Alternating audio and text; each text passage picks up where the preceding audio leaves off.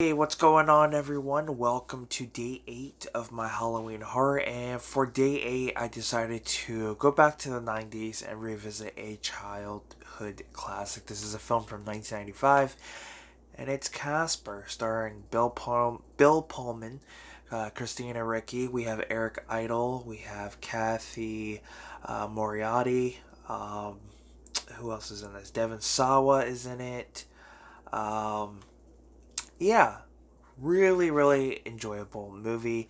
You basically have Bill Pullman's character and Christina Ricci's character, who are father and daughter, and they move into this haunted mansion of some sort that Kathy Moriarty, I believe is her name.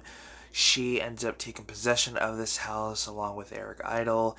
She wants this treasure that apparently is there, and yeah, she tries to do everything she can. Of course, Bill Pullman and Christina Ricci meet Casper, and then they meet his uncles Fatso, Stretch, and Stinky. And yeah, just, it's a fun movie.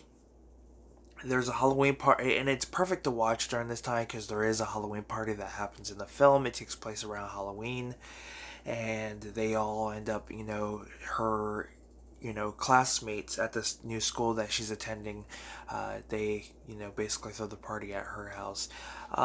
Yeah, it was great revisiting this one. Loved it the first time I watched it and loved it again this time around. Dan Aykroyd makes a small cameo as a Ghostbuster, which is cool. So, it basically gives us a continuity that Ghostbusters and Casper in the same universe. It's great to see Devon Sawa. Devon Sawa is still doing a lot to this day. I know he took a break for a little while, but I'm glad to see him, doing what he loves. But man, the 90s was really big for him. From, being a small child actor, doing films like this, Little Giants, and then going on to do, Idle Hands. Um, I didn't know this, but Brad Garrett from Everyone Loves Raymond is actually the voice of Fatso in this. It's great. That's the one thing I love about revisiting a lot of movies is that you didn't realize that until you watch it the second or third or fourth time. It was like that with John Carpenter's Vampires. Yeah, when I watched that one last night, there was people in it I didn't even realize were in it. So it's really nice to see, familiar faces that you didn't realize were in there the first time around. You do get some. I will state this: you do get some weird cameos.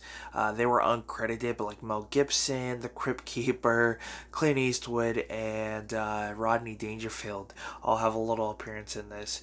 But it's fun. I will say it kind of it's a cross between a comedy and drama, but it does have like a dark tone to it, especially when you start visiting Casper's backstory and what his father was trying to do. Definitely something I feel like could work by itself as a film, but nonetheless, it's just a great film. Definitely worth it on Blu-ray. I thought it looked really good. And yeah, it was really nice to revisit this one. Now, I will state one of the biggest things I love about the 90s is we had so many variety of films. Today we're in a day of age of remakes, reboots, different takes on films with an all women's cast and things like that. 90s we had so many original ideas, not just on television, but movies. I mean, if you look at the catalog of films that came out in the 90s, they were all unique and different in their own way, whether it was a full budget film released in theaters or if it was a straight to home video release. We just had something different, and I missed that about the 90s. But nonetheless, that is my review for day 8. Let me know what your thoughts are on Casper. Is it a film you always loved growing up? Definitely give this video a thumbs up. And until next time, guys, I am Film Talk with Mikey, and we'll talk films.